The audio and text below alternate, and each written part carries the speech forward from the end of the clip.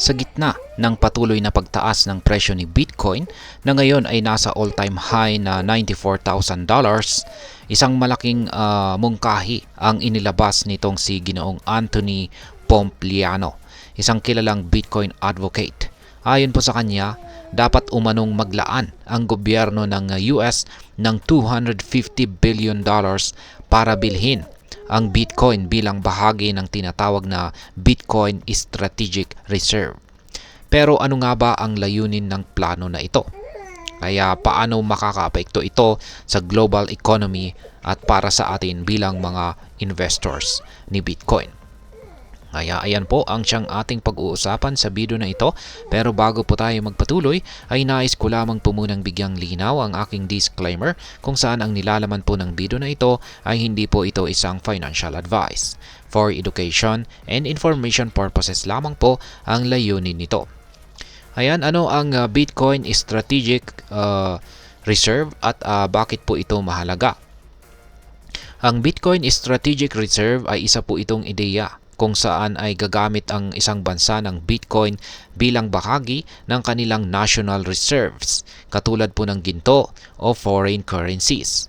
Sa panukala ni Ginoong Pompliano, gagamitin si Bitcoin upang maprotektahan ang halaga ng dollar laban sa inflation o pagbaba ng purchasing power nito. Ano ang dahilan? Ang Bitcoin po kasi ay may limitadong supply. 21 million lamang ang kailan na ang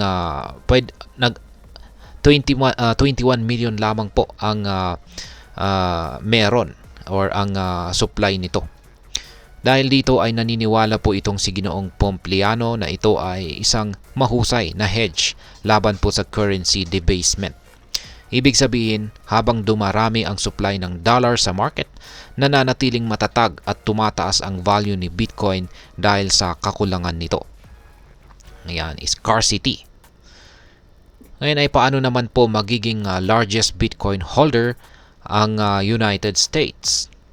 Ayon po sa kalkulasyon ni Ginoong Pompliano, kung maglalabas ang US ng $250 billion, yan, ang laki po niyan, para bumili ng Bitcoin, makakakuha po ito ng humigit kumulang 1.6 million na BTC or Bitcoin sa presyong $150,000 kada coin. Kapag idinagdag ito sa 200,000 na BTC na pag-aari na ng US ngayon, magiging pinakamalaking Bitcoin holder ang US na may 1.8 million na BTC holdings. Hindi lang ito tungkol sa pag-i-store ng kayamanan, kundi pati na rin sa strategic advantage laban sa ibang bansa na unti-unting nag-iipon na rin ng Bitcoin or nag-a-accumulate na rin. Gaya ng El Salvador, bansang El Salvador at bansang Bhutan. Ngayon ay ano naman po ang epekto nito sa ekonomiya at ang crypto market? Kung itutuloy po ng US kung itutuloy po ng US, magiging malaking balita ito para sa crypto market. Una, maaring tumaas pa ang presyo ni Bitcoin dahil po sa dami ng demand mula sa gobyerno ng US. Pangalawa ay mas magiging lehitimo si Bitcoin sa mata ng mga investors at gobyerno sa buong mundo. Pero hindi lahat ay sumasang-ayon. Ang mga kumpanya tulad ng BlackRock ay may pag-aalinlangan sa ideya na ito, habang ang ibang mga financial institutions naman tulad po ng VanEck ay pabor dito. Gayunpaman, malinaw na ang panukala ni Ginoong Pompliano ay nagdudulot ng mas maraming discussions or usapan tungkol sa papel ni Bitcoin sa mga national reserves. Ngayon ay ano naman po ang posibleng epekto nito para sa atin bilang mga Pinoy crypto traders at investors. Ayan. Para sa atin ay una, kung tataas pa ang demand para kay Bitcoin dahil sa mga bansang tulad ng US, maaring magpatuloy po ang bull run ni Bitcoin at iba pang cryptocurrencies. Ang presyo ni Bitcoin ay maaring tumaas ng husto, kung saan ay isang magandang balita para sa mga matagal nang nagho-hold dito kay Bitcoin. Or syempre maging sa ibang mga cryptocurrencies na rin. Pangalawa ay maaring maging mas malawak ang pagtanggap sa cryptocurrencies dito po sa Pilipinas. Kapag nakita po ng mga local policy makers na seryosong tinitingnan ng US at iba pang bansa itong si Bitcoin, mas malamang na pag-isipan po ng gobyerno natin ang pagpapalawak ng crypto regulations. Ngunit may babala rin. Habang tumataas po ang presyo ni Bitcoin, nagiging mas risky ang pagpasok para sa mga bagong investors. Kaya't mahalaga na pag-aralan muna ng mabuti bago po mag-invest at sundin ang golden rule ng crypto trading na invest only what you can afford to lose. Kaya ayan, ano naman ang aking masasabi tungkol dito?